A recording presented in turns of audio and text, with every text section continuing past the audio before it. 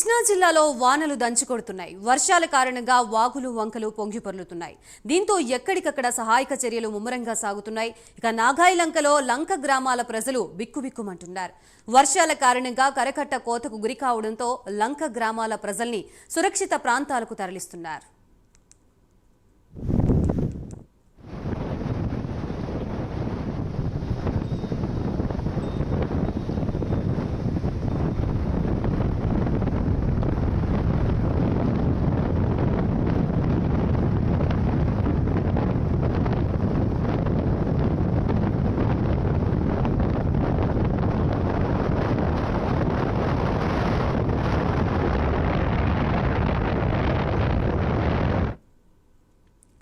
మొత్తంగా కృష్ణా జిల్లాలో వానలు దంచి కొడుతున్నాయి. ప్రస్తుతం కృష్ణా జిల్లా వ్యాప్తంగా కూడా వర్షాల పరిస్థితి ఏ విధంగా ఉంది, అలాగే బాధిత కుటుంబాలకి ఎటువంటి సహాయక చర్యలు అందుతున్నాయి అనే దానికి సంబంధించి మనకి పూర్తి వివరాలు అందించడానికి మా ప్రతినిధి సాంబశివరావు సిద్ధంగా ఉన్నారు. సాంబశివరావు.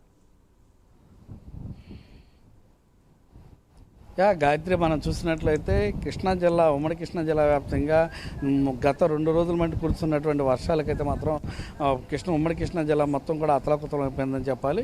ముఖ్యంగా మనం చూసుకున్నట్లయితే అక్కడ జగ్గేపేట మొదలుపెట్టుకుని ఇక్కడ జగ్గేపేట నియోజకవర్గం మొదలుపెట్టుకుని అవనిగడ్డ నియోజకవర్గం, మచిలీపట్నం సముద్ర తీర ప్రాంతాల వరకు కూడా వరుసగా ఉన్నటువంటి 16 నియోజకవర్గాల్లో కూడా పూర్తిగా జలమయమైన పరిస్థితి.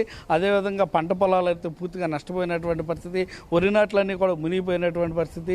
అదేవిధంగా విజయవాడ సిటీ నగరం చుట్టూ కూడా ఉన్నటువంటి రహదారులన్నీ కూడా జలమయం కావడంతో విజయవాడ పరిసర ప్రాంతాల్లో కూడా పూర్తిగా జల దిగ్బంధంలో చిక్కుకున్నటువంటి పరిస్థితి. ముఖ్యంగా మనం చూసుకున్నట్లయితే ఇంకా మిగిలినటువంటి లంక గ్రామాలు చూసుకున్నట్లయితే అక్కడ పెసర్లంక, అది గాజుల లంక, ఇతర మరలా తీసుకొస్తూ వచ్చిన కొందికి కూడా పులిగడ్డ మరియు తర్వాత దివిసీమలకు అడుగుపెట్టినట్టయితే కనుక ఎదురుమండి దీవుల్లో ఉన్నటువంటి 6 గ్రామాలు, అదేవిధంగా గొల్లమంద, బ్రహ్మంగారి మూల, ఈ 2 గ్రామాలను అనుసంధానం చేసేటటువంటి కరకట్ట దారి కూడా పూర్తిగా తెగిపోవడానికి సిద్ధంగా ఉన్నటువంటి పరిస్థితి. ఇక్కడ మనం చూసుకున్నట్లయితే ఆ కరకట్ట కనుక దిగిపోయినట్లయితే కనుక అక్కడ ఉన్నటువంటి ఆ 2 గ్రామాల్లో 500 కుటుంబాలు నివాసం ఉంటే ఆ 500 కుటుంబాలకు కూడా ఎట్టి పరిస్థితుల్లో కూడా కనీసం మంచినీరు కూడా అందేటటువంటి అవకాశం కూడా లేదు. మొత్తం మీద అలా చూసుకున్నట్లయితే కనుక అటు కృష్ణా జిల్లా వ్యాప్తంగా వరుసగా 16 నియోజకవర్గాల్లో కూడా పూర్తిగా జల దిగ్బంధంలో చిక్కున్నటువంటి పరిస్థితి. మొన్ననే వేసినటువంటి వరి నాట్లు కావచ్చు, పంటలు కావచ్చు, అన్నీ కూడా పూర్తిగా నాశనం అయిపోయినటువంటి పరిస్థితి. ఈ క్రమంలోనే ప్రభుత్వం చేస్తున్నటువంటి సహాయ చర్యలు అయితే ఈరోజు ఉదయం వరకు కూడా కొంత ఆటంకంతో నడిచినప్పటికీ కూడా ఈరోజు ఉదయం నుంచి కూడా చకచక వర్షం తగ్గుముఖం పడుతున్నటువంటి నడుస్తుంది. ప్రస్తుతం మన కృష్ణా జిల్లా నాగాలంక ఒడ్డునైతే ఉన్నటువంటి శ్రీరాంపాద క్షేత్రం వద్ద ఉన్నాం. ఇక్కడ మనం చూసుకున్నట్లయితే వరద ఎంత తీవ్రంగా ప్రవహిస్తుందనేది కృష్ణా మనకు తెలుస్తోంది. ఇక్కడ ఈ నది, కృష్ణా నది ద్వారా వెళ్ళేటటువంటి ఈ వరద నీరు పూర్తిగా కూడా బంగాళాఖాతంలో ఇక్కడి నుంచి వెళ్ళి ఏదైతే ఎదురుమండి దీవులు దాటిన తర్వాత సముద్రంలో కలిసేటటువంటి పరిస్థితి.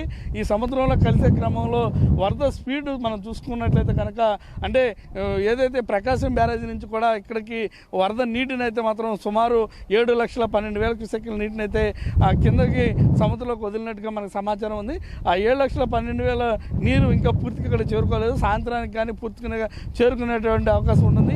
ఇక్కడ మనం చూసుకున్నట్లయితే ఏదైతే లంక గ్రామాల్లో ఉన్నటువంటి ప్రజలందరినీ కూడా ఇప్పటికే అధికారులు బయటికి తీసుకెళ్తున్నటువంటి పరిస్థితి. ఏదైతే లంక గ్రామాల్లో ముంపుకు గురవుతాయి కాబట్టి వారందరికీ కూడా పునరావాస కేంద్రాలకు చేర్చి అక్కడ ఆహారం, మంచినీటిని ఏర్పాటు చేసేటువంటి అవకాశం కనిపిస్తూ ఉంది. అదేవిధంగా మనం చూసుకున్నట్టయితే ఏదైతే కృష్ణా జిల్లా నడిబొట్టున ఉన్నటువంటి విజయవాడ సిటీలో, ఉమ్మడి కృష్ణా జిల్లా నడిబొట్టున ఉన్నటువంటి విజయవాడ సిటీలో ఏదైతే కొంతమంది నిన్న జరిగినటువంటి దుర్ఘటనలో 5గురు మృతి చెందగా మిగిలిన వారు కొండ ప్రాంతాల్లో ఉన్న వారందరినీ కూడా సురక్షిత ప్రాంతాలకు తరలిస్తున్నటువంటి పరిస్థితి. అదేవిధంగా సింగనగర్ కావచ్చు, ఇతర ప్రాంతాల్లో మొత్తం కూడా విజయవాడలో ఉన్నటువంటి చాలా లోతట్టు ప్రాంతాల్లో ప్రజలందరూ కూడా జల దిగ్బంధంలో చిక్కుకోవడం, కొంతమందికి అయితే గొల్లపూడి పరిసర ప్రాంతాల్లో ఉన్నటువంటి అపార్ట్మెంట్స్లో ఉన్న వారికి అయితే మాత్రం మంచినీరు కూడా అందనటువంటి పరిస్థితి. వారికి మంచినీరు, ఆహారాన్ని కూడా అందించాల్సినటువంటి ప్రత్యేకంగా శ్రద్ధ తీసుకోవడానికి అయితే అధికారులు మరియు స్వచ్ఛంద సేవా సంస్థలు కూడా ముందుకు వస్తున్నటువంటి పరిస్థితి. అదేవిధంగా ఏదైతే ఇంకా ఇబ్రహీంపట్నం ఆ పరిసర ప్రాంతాల్లో అయితే మాత్రం వాగులు కూడా కట్టలు తెంచుకున్నటువంటి పరిస్థితి, చెరువులు కూడా కట్టలు తెంచుకున్నటువంటి పరిస్థితి, అక్కడ కూడా పరిస్థితి అయితే తీవ్రంగా ఉన్నటువంటి పరిస్థితి. మొత్తం మీద ఏదైతే ఇప్పుడు మనం చూసుకున్నట్లయితే కనుక కృష్ణా జిల్లా వ్యాప్తంగా, ఉమ్మడి కృష్ణా జిల్లా వ్యాప్తంగా కృష్ణా నది పరివాహక ప్రాంతాల్లో ఉన్నటువంటి ప్రాంతాల్లోనేమో ఒక పక్క వరద ముప్పు, కృష్ణానది పరివాహక ప్రాంతాల్లో, మరో పక్క వానల వల్ల వచ్చినటువంటి జల ప్రళయం వల్ల చెరువులు కట్టలు దిగిపోవడంతో రోడ్డు జామ్ అవడం, మరోపక్క ఇళ్లలోకి నీరు రావడం, ఇలా ఉమ్మడి కృష్ణా జిల్లా వ్యాప్తంగా ఉన్నటువంటి ప్రజలందరూ కూడా నానా ఇబ్బందులు పడుతున్నటువంటి పరిస్థితి.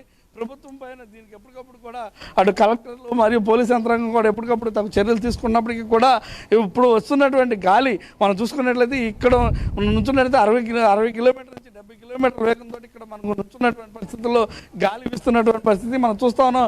చెట్లు కూడా రెపరెపలాడుకుంటూ పక్క వాలిపోతున్నట్టుగా కూడా వస్తున్నటువంటి పరిస్థితి. మొత్తం మీద ఈ అన్నింటినీ కూడా కృష్ణా జిల్లా వ్యాప్తంగా చూసుకున్నట్లయితే రకరకాల ఇబ్బందులతో ప్రజలైతే ఉన్నారు. సహాయ చర్యలు కూడా వేగవంతం చేసినప్పటికీ కూడా ప్రభుత్వం ఇంకా కొన్ని చోట్ల సహాయ చర్యలకి ఎదురు చూస్తున్నటువంటి వారు కూడా ఉన్నారు. గాయత్రి. రైట్.